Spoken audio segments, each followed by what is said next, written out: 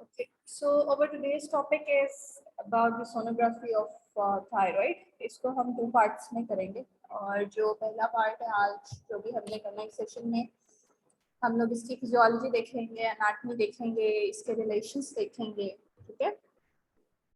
और हम इसको डिस्कस करेंगे कि इसकी थोड़ी बहुत एम्ब्रियोलॉजी क्या है। तो ये आप लोगों को अच्छी तरह से पता है कि जो थायराइड है it is derived from an embryological tube which is called foramen cecum। और ये जो foramen cecum है अगर ये परसिस्ट करे, ठीक है, और पेटेंट रहे तो यहाँ पर आपके पास जो है वो थायरोग्लोसल डक्ट जो है वो हम इसे कहते हैं। अब यहाँ पर अगर इस थायरोग्लोसल डक्ट जो ये ट्यूब है ये क्लोज ना हो, ये पेटेंट रहे हैं कुछ सेगमेंट्स इसके, तो हम इनको क्या कहते हैं, थायरोग्लोसल डक्ट सिस्ट कहते हैं, ठीक है। अप्रोक्सीमेटली 65% ये जो थायरोग्लोसल सिस्ट होती हैं ये आप कह सकते हैं कि प्रेजेंट होती हैं बिलो या अबव या at the level of the hyoid, ठीक है। हायोइड बोन जो होती है ये उसके अबव बिलो यहाँ पे at the hyoid bone level they can be present. Most commonly जो होती हैं ये बिलो प्रेजेंट होती हैं हायोइड के। सोनोग्राफिकली अगर हम देखेंगे थायरोग्लोसल डक्ट सिस्ट किस तरह के पेयर होंगी, तो वो जिस तरह के आपको कॉम्प्लेक्स सिस्ट लीजन्स नजर आती हैं उस तरह की ये सिस्ट जो है वो प्रेजेंट होती हैं। 1% इसके अंदर मेलिग्नेंसी का चांस होता है, ठीक है। मैंने आपको एम्ब्रियोलॉजी का थोड़ा सा बताया और मैंने आपको उससे रिलेटेड एक एनॉमली बता दिए, ठीक है। तो आपने बस ये मेन चीज़ याद रखनी है कि जो थायराइड ग्लैंड है it is derived from the embryological tube which is called foramen cecum। और अगर ये आपके पास ट्यूब पेटेंट रहे तो आप इसको थायरोग्लोसल डक्ट कहते हैं, और अगर इसके कुछ सेगमेंट जो हैं वो ओपन रहे, क्लोज ना हो, परसिस्ट करें, तो आप इनको क्या कहते हैं, थायरोग्लोसल डक्ट सिस्ट बोलते हैं। कहाँ हो सकते हैं present, they can be at various locations, और आप रेफरेंस पॉइंट जो रखेंगे वहाँ आप हायोइड बोन को रखेंगे, and it can be the cyst can be present below at or above hyoid bone, ठीक है। मोस्ट कॉमनली आपको जो है वो बिलो हायोइड बोन लगती है। अच्छा, फिर इसके अलावा जो है वो थायरोग्लोसल डक्ट सिस्ट जो होती हैं, याद रखिएगा कि इनके पेरेंट जैसे मैंने आपको बताया कॉम्प्लेक्स सिस्टिक लीजन्स के तरह ये नजर आती हैं। तो 1% इसके अंदर मेलिग्नेंसी के चांसेस होते हैं, ठीक है। अब कॉम्प्लेक्स सिस्टिक लीजन्स हैं तो किस तरह क्या इनके अंदर प्रेजेंट होगा, वही जो हम लोग पढ़ते आए हैं कॉम्प्लेक्स सिस्ट की कैरेक्टरिस्टिक्स के, इसके अंदर जो है वो इंट्राल्यूमिनर रिफ्लेक्टर्स होंगे, सेपरेशंस प्रेजेंट होंगी, ठीक है, और सॉलिड अपेयरिंग लीजन्स प्रेजेंट हो सकते हैं, या फिर इरेगुलर वॉल्स प्रेजेंट होंगी, ठीक है। अच्छा, अब एक और चीज़ आपने मेलिग्नेंसीज की तरफ से याद रखनी है। तो मैंने ये बताया कि अगर कोई एम्ब्रियोलॉजिकल डेवलपमेंट में मसला हो जाए तो फिर आप इनको जो है वो आपको थायरोग्लोसिस डक्ट सिस्ट नजर आ सकती हैं जिनके अंदर 1% मेलिग्नेंसी का चांस होता है, ठीक है। 95% ऑफ मेलिग्नेंसी जो आपको थायराइड में नजर आती हैं वो आपके पास जो है वो पेपिलरी थायराइड कैंसर होते हैं, और जो बाकी के नजर आते हैं वो आपको स्क्वेमस सेल कैंसर नजर आते हैं। तो ये आपने मेलिग्नेंसीज में याद रखना है कि 1% जो है वो मेलिग्नेंसी का चांस होता है। कि हम मेलिग्नेंसी की बात करें, कैंसर की बात करें, तो आपके पास 1% चांस होता है कि जो थायरोग्लोसल डक्ट सिस्ट है they can be malignant. 95% of the malignancies will be papillary thyroid cancer and the rest will be squamous cell cancer। और ये दोनों भी जो कैंसर्स हैं इनकी अपेयरेंस सिस्टिक लीजन्स की तरह की होती है, ठीक है। न्यूरल नोड्यूल्स होते हैं, इरेगुलर वॉल थिकनिंग्स होती हैं, और इसके अंदर आपको मल्टीपल सेपरेशंस नजर आते हैं, जो कि जब हम बाद में मेलिग्नेंसीज डिस्कस करेंगे तो हम इसको डिटेल में पढ़ेंगे, ठीक है। इसकी थोड़ी सी एनाटॉमी को रिवाइज कर लेते हैं। आपको अच्छी तरह से पता है कि जो थायराइड ग्लैंड होता है वो थायराइड कार्टिलेज के इंफीरियर लोकेटेड होता है, ठीक है। और इसकी जो शेप होती है वो एच या यू कॉन्फ़िगरेशन की होती है। 2 लोब्स होती हैं, राइट लोब होती है, लेफ्ट लोब होती है, ठीक है। और इसमें आपके पास पोल्स होते हैं, upper middle and lower pole, और ये जो पोल्स होते हैं ये आपके पास मिड लाइन में जो है वो कनेक्टेड होते हैं, जिसको आप जो है थिन ब्रिज कहते हैं थायराइड टिश्यू का, which is known as isthmus. अच्छा जी, इसके अलावा जो है आपने ये आप अपने पास प्लीज इसकी साइज एंड शेप जो है वो नोट कर लें कि आपको कितना डायामीटर अगर किसी चीज़ का इसका थायराइड का आपको 1 पॉइंट से ज़्यादा मिल रहा है तो तब आप इसको थायरोमेगाली कहेंगे, ठीक है। तो साइज और शेप जो है ना ये वेरी करती रहती है with gender, age and body surface area. ये 3 चीज़ें हैं आपके पास, 3 फैक्टर्स हैं जिसकी बेस पे आप कहते हैं कि थायराइड की साइज और शेप जो है ये वेरी करती है, ठीक है। और इसमें जेंडर वाइज अगर हम बात करें तो फीमेल्स के अंदर जो है वो ये gland thyroid gland slightly larger होता है एज कम्पेयर टू मेल, और जो इसकी लेंथ है, एवरेज लेंथ जो इसकी है that would B 4 to 6 centimetre, और 1.3 से लेकर 1.8 सेंटीमीटर तक जो है वो आपके पास इसकी थिकनेस होती है। अच्छा, थायरोमेगाली आपने इसको कब कहना है? आपने इसको थायरोमेगाली तब कहना है जब आपके पास ट्रांसवर्स या फिर एंटीरियर पोस्टीरियर डायामीटर जो है वो 2 सेंटीमीटर से ज़्यादा हो जाए, ठीक है। ये बात काइंडली याद रखिएगा कि आपने थायरोमेगाली कब कहना है, जब आपको ट्रांसवर्स या फिर एपी डायामीटर 2 सेंटीमीटर से ज़्यादा नजर, या फिर जो इस्थिमस है वो मेजर करे 10 mm से ज़्यादा। यूजुअली आपके पास जो इस्थिमस है वो अप्रॉक्सीमेटली 0.4 to 0.6 सेंटीमीटर थिक होता है, ठीक है। तो अगर आपको 10 mm से ज़्यादा इस्थिमस नजर आ रहा है दैट मीन्स कि इसको भी आप थायरोमेगाली कंसीडर करेंगे। इसके अलावा एक और चीज़ जो है वो बड़ी इंपॉर्टेंट है कि क्योंकि आपके पास इसकी शेप के अंदर वेरिएशंस आती हैं, तो आपके पास एक और चीज़ है जिसको हम कहते हैं थायराइड वॉल्यूम, ठीक है। It is also very useful to determine the gland enlargement. तो वॉल्यूम मेजरमेंट जो है वो हम लेते हैं यूजुअली जब आपने सर्जरी के लिए असेस करना हो, ठीक है। और जब आपने आयोडीन I31 की डोजेज देनी हो थायरोटॉक्सिकोसिस की ट्रीटमेंट के लिए, या फिर आपने जो है वो सप्रेशन ट्रीटमेंट का रिस्पॉन्स देखना, तो उन केसेस के अंदर जो है वो हम इसका वॉल्यूम लेते हैं।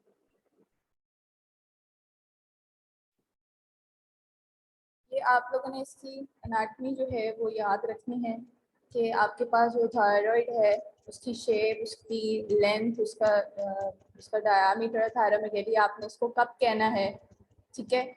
और इसके अलावा जो है वो आपने याद रखना है कि आपके पास C5 से T1 तक जो है प्रेजेंट होता है। अच्छा, अब रिलेशनल एनाटमी के ऊपर हम आ जाते हैं। यहाँ तक आप लोगों को समझ आ गई? Yes ma'am.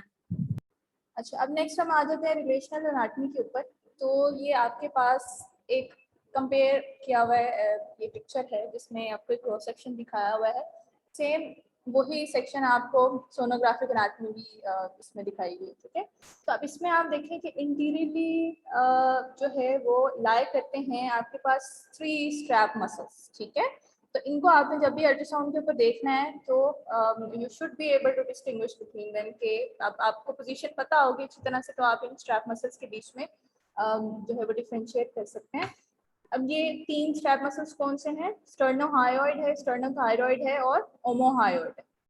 और इसके एंट्रोलेटरल अगर आप देखो, इसके एंट्रोलेटरल आपको स्टर्नोक्लीडोमास्टोइड मसल नजर आ रही है। तो इंटीरियरली आपने याद रखना है कि 3 स्ट्रैप्स मसल्स होते हैं, ठीक है। स्टर्नोहायोइड, स्टर्नोथायरॉइड एंड ओमोहायोइड मसल्स, ये 3 मसल्स हैं। और इसके अलावा इसके एंट्रोलेटरली आपको जो मसल नजर आ रहा है वो आपके पास स्टर्नोक्लीडोमास्टोइड मसल, ठीक है। अब हम आ जाते हैं लैटरली। अब लैटरली आप देखो, आपको लैटरली क्या नजर आ रहा है? आपको कैरोटिड आर्टरीज नजर आ रही है, ठीक है। कॉमन कैरोटिड आर्टरी है दोनों साइड के ऊपर। फिर इसके अलावा आपको जो है ये यूगुलर वेन नजर आ रही है। फिर इसके अलावा जो है वो वेगस नर्व भी होती है जो कि कैरोटिड शीट के अंदर आपको नजर आती है। तो लैटरली आपके पास कैरोटिड आर्टरी है, यूगुलर वेन है, मेनली आपने यही देखना होता है। फिर इसके बाद अगर आप पोस्टीरियरली आ जाए तो पहले तो आपको superior and inferior parathyroid glands नजर आएंगे, ठीक है। ये देखें यहाँ पर आपको पैराथायरॉइड ग्लैंड्स नजर आ रहे हैं। फिर आपको जो है वो इसके अलावा आपको superior and inferior thyroid arteries भी नजर आती हैं। और इसके अलावा जो है वो आपको सर्वाइकल वर्टिब्रे भी नजर आती है, ठीक है। लेकिन यहाँ पर इस इमेज में इतना पोस्टीरियरली हम गए नहीं हुए, इसलिए हमारे पास इस इमेज के अंदर जो है वो इतना सब नज़र नहीं आ रहा। पोस्टीरियरली आपने जो है वो कुछ चीज़ें याद रखनी है। अच्छा, मीडियली अगर हम आ जाएं तो मीडियल एनाटॉमी में आपको जो है वो लेरिंग्स नजर आता है, ट्रेकिया नजर आता है, ठीक है। और इसके अलावा जो है वो इंफीरियर कंस्ट्रिक्टर मसल जो फेरिंग्स के होते हैं और एसोफेगस के, वो आपको नजर आते हैं, ठीक है। तो मेनली आपने ट्रेकिया याद रखना है और लेरिंग्स याद रखना है, इंफीरियर कंस्ट्रिक्टर मसल्स याद रखना है।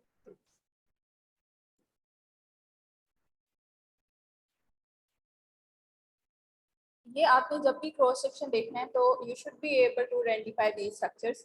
अब इसके अंदर आपको जो है वो एसोफेगस नजर आ रहा है, ट्रेकिया नजर आ रहा है, ठीक है।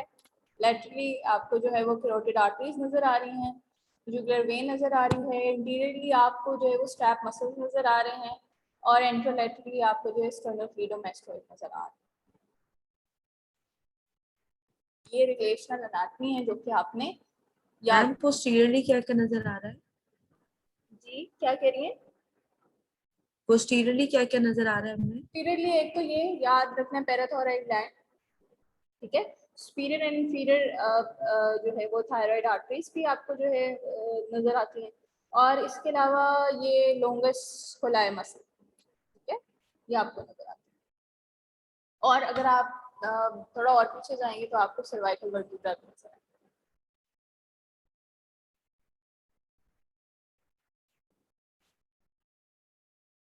अच्छा, ये देखें आप, यहाँ पर इन्होंने दिखाया हुआ एक इमेज, ठीक है। इसके अंदर ये अब आपके पास लॉन्गिट्यूडल प्लेन है जिसके अंदर आपको कैरोटिड आर्टरी नजर आ रही है, ठीक है। ये आपके पास सुपीरियर एंड है, ये आपके पास इंफीरियर एंड है। और ये आपके पास इसी तरह अगर आप थायराइड ग्लैंड को देखें तो ये आपके पास इसकी लोब नजर आ रही है थायराइड। अच्छा, इसके अलावा फर्दर अगर हम इसमें आपने और चीज़ें कुछ याद रखनी है कि जो बाकी स्ट्रक्चर इसमें नज़र आ रहे हैं इनकी अल्ट्रासोनोग्राफिक अपीयरेंस किस तरह की होगी, ठीक है। ये भी बहुत इंपॉर्टेंट है। अच्छा, ये जो स्ट्रक्चर्स नज़र आ रहे हैं बाकी के आपको एक्सेप्ट थायराइड ग्लैंड, बाकी के स्ट्रक्चर्स की भी हमें सोनोग्राफिक अपीयरेंस पता होनी चाहिए। अब इसमें अगर आप ट्रेकिया देखो तो इसकी करेक्टरिस्टिक अपीयरेंस है ये जो आपके पास सराउंडिंग में जो है आपको नजर आ रही है, ल्यूमिन तो इसका एनेकोइक है बट इसकी सराउंडिंग में आपको एक्वोजेनिक कार्टिलेज जो रिंग्स होते हैं वो नजर आ रहे हैं, ठीक है। इंटीरियर लैटरल एस्पेक्ट जो इसके कवर किए हुए होते हैं एक्वोजेनिक कार्टिलेज रिंग्स ने, वो आपको नजर आ रहे होते हैं, ठीक है। फिर इसके बाद अगर हम फर्दर आगे बाकी की चीज़ों को देखें तो इसमें आपने याद रखना है कि आपको इसके अंदर स्किन भी नजर आ सकती है, ठीक है।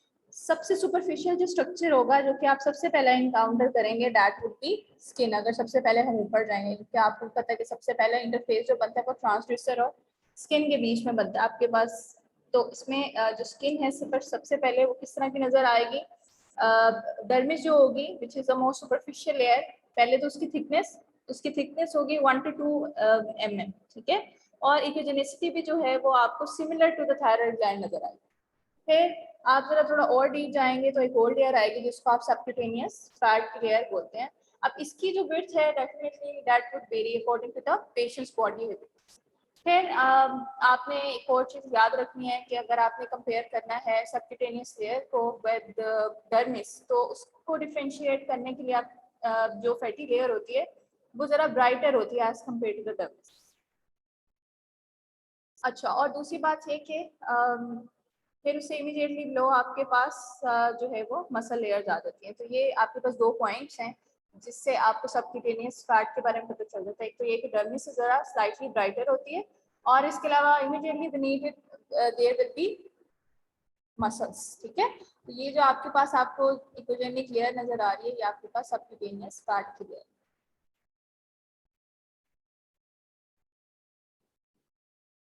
अच्छा, और इसके अलावा जो है वो जो आपको मसल्स नजर आ रहे हैं सारे ये आपको हाइपोएकोइक नजर आ रहे हैं, ठीक है। इन सबकी हाइपोएकोइक अपीयरेंस है relative to the overlying fat. बस ये चीजें आपने जो है वो याद रखनी है। एक तो ट्रेकिया का याद रखना है कि इकोजेनिक रिंग आपको नजर आएगी। इसका जो ल्यूमिन होगा दैट वुड बी एनेकोइक। जो आपको सबसे सुपरफिशियल स्ट्रक्चर नजर आएगा वो स्किन होगा। स्किन की जो इकोजेनिसिटी है या डर्मिस की जो पहले तो थिकनेस है that would B 1 to 2 mm, और उसकी जो इकोजेनेसिटी होगी वो कम होगी as compare to the subcutaneous fat. तो सबक्यूटेनियस फैट है वो आपके पास that would be slightly brighter than the dermis, और उसके इमीडिएटली बिलो आपको जो है वो ये मसल्स वगैरह नजर आ रही है। और जो मसल्स हैं जो कि ये स्टैप मसल्स हैं ये हाइपोइकोइक होंगे relative to the subcutaneous fat. अच्छा, इसके अलावा जो है वो पोस्टीरियरली लिम्फेटिक टिश्यू भी प्रेजेंट होता है, ठीक है, जो कि दे कहाँ प्रेजेंट होता है, सेंट्रल कंपार्टमेंट होता है between the spine and the thyroid, वहाँ पर आपको जो है वो ये लिम्फेटिक टिश्यू भी नजर आ रहा होता है। अच्छा, अब हम आ जाते हैं ज़रा थोड़ा सा इसकी फिजियोलॉजी के ऊपर।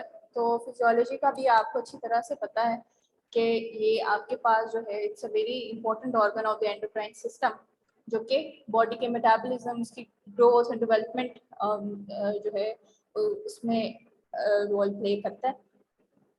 और बॉडी की रेगुलेशन के लिए आपके पास ये जितने भी हार्मोन सिक्रीट करता है वो आपके बॉडी इनके ऊपर डिपेंड करती है। तो सबसे पहले तो ये कि जो हार्मोन्स ये रिलीज कर रहा है वो कौन से हैं, T3 और T4 एंड कैल्सिटोनिन, ठीक है। मैकेनिज्म आपको इनका अच्छी तरह से पता है, but still I am revising. इसमें ये जो आपके पास मैकेनिज्म है ये किसके थ्रू होता है, आयोडीन मेटाबॉलिज्म के थ्रू होता है, ठीक है। आपके पास थायराइड फॉलिकुलर सेल्स होते हैं जो कि आपकी बॉडी में these are the only cells which can absorb the iodine through series of chemical reactions, और उसके रिजल्ट में आपके पास जो है वो ट्राईआयोडोथायरोनिन और thyroxine T3 T4 and calcitonin produce होता है।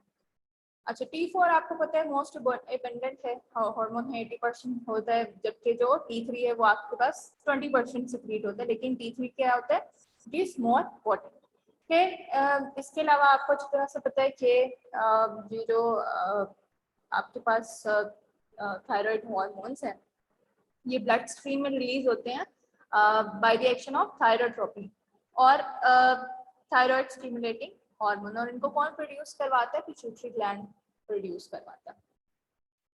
अब अगर आपके पास लो कंसंट्रेशन होगी है थायराइड हार्मोन की, तो उसकी वजह से आपके पास जो बेसल मेटाबॉलिक रेट है वो भी डिक्रीज कर देगा, जिसकी वजह से आपके पास इंक्रीज होगा थायरोट्रोपिन रिलीजिंग हार्मोन, ठीक है। और ये इंक्रीज आपके पास जो है वो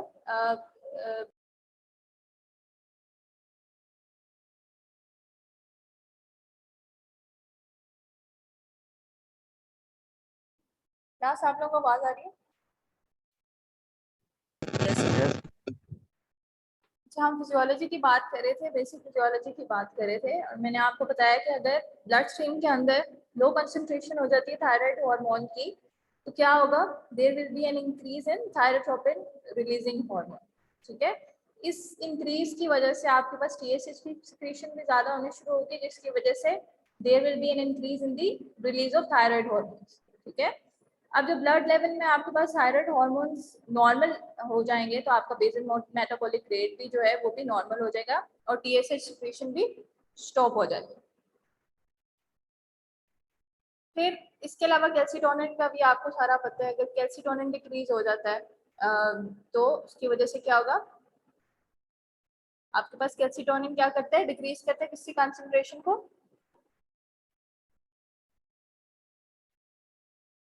कौन बताएगा, कैल्शियम कैल्शियम कैल्शियम, ठीक है। सबसे पहले तो ये किसके ऊपर एक्ट करता है, बोन के ऊपर, ठीक है, और कैल्शियम की ब्रेक डाउन को इनहिबिट करता है। अच्छा, अब इसके अलावा हम आ जाते हैं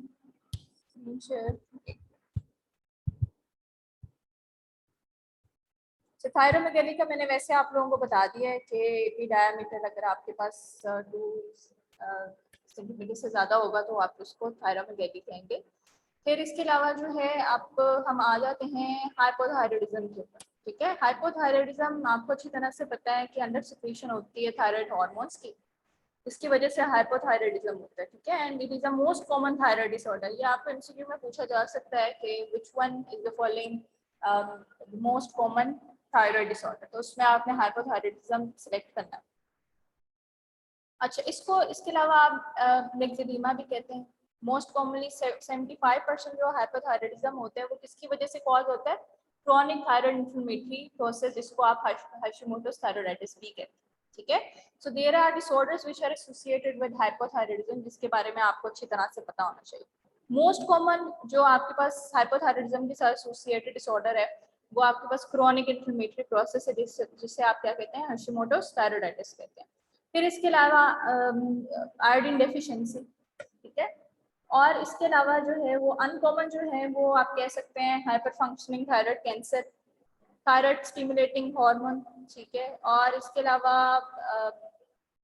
ग्रेव्स डिजीज, ठीक है, मिटरनल ग्रेव्स डिजीज, जो कि जिसकी वजह से नियोनेटल थायराइड टॉक्सिकोसिस हो सकता है। ठीक है, तो ये अनकॉमन कॉजेज है, लेकिन मोस्ट कॉमन कॉजेज एक तो आपने याद रखना है chronic inflammatory process which is जो मोस्ट कॉमन है वो आपके पास हाशिमोटोस थायराइडाइटिस है, और इसके अलावा एंडेमिक आयोडीन डेफिशिएंसी। ये तो आपके पास मोस्ट कॉमन डिसऑर्डर्स हैं which are associated with hypothyroidism. Clinical sign and symptoms क्या होते हैं हाइपोथायराइडिज्म के? वेट गेन होता है, हेयर लॉस होता है, और इसके अलावा जो है वो लेथार्जी होती है, इंटेलेक्चुअल एंड मोटर स्लोइंग हो जाती है, कोल्ड इंटॉलरेंस होता है, कॉन्स्टिपेशन होती है, और इसके अलावा हस्की वॉइस होती है। ठीक है, अच्छा, फिर इसके ट्रीटमेंट में हम क्या करते हैं? सिंथेटिक थायराइड हार्मोन्स देते हैं, ठीक है। और इसके अलावा अगर आपके पास जो है एक कॉम्प्लिकेशन इसकी हो सकती है हाइपोथायराइडिज्म की, which can lead to life threatening coma. ये हाइपोथायराइडिज्म में आपने याद रखना है कि मोस्ट कॉमन आपके पास थायराइड डिसऑर्डर है, इसमें साइन एंड सिम्टम्स याद रखने हैं। मैम आपकी आवाज नहीं आ रही। अब आ रही है?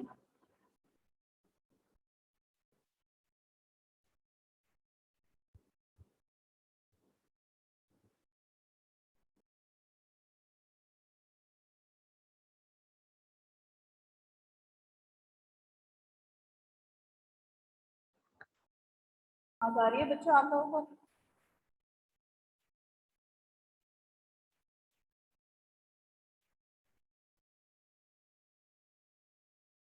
लास्ट आवाज आ रही है?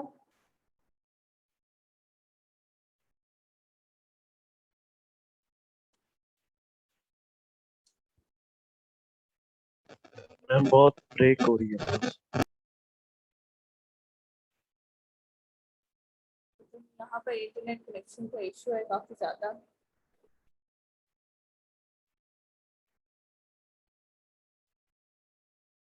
अच्छा, सेकंड सेशन में हम कंटिन्यू करते हैं।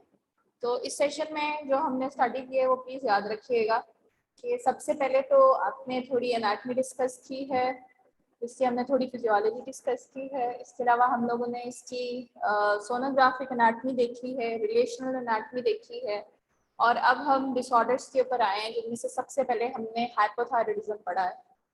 नेक्स्ट हमने हाइपोथायराइडिज्म देखना है, और फर्दर हम लोगों ने जो है वो इसकी ब्लड सप्लाई भी देखनी है, और फर्दर हम लोगों ने डिसऑर्डर जो है वो स्टडी करने हैं, और इसकी टेक्निक है हम लोगों ने किस तरह से जो है वो परफॉर्म करना है। तो ये सेकंड सेशन में हम कंटिन्यू करते हैं, ठीक है।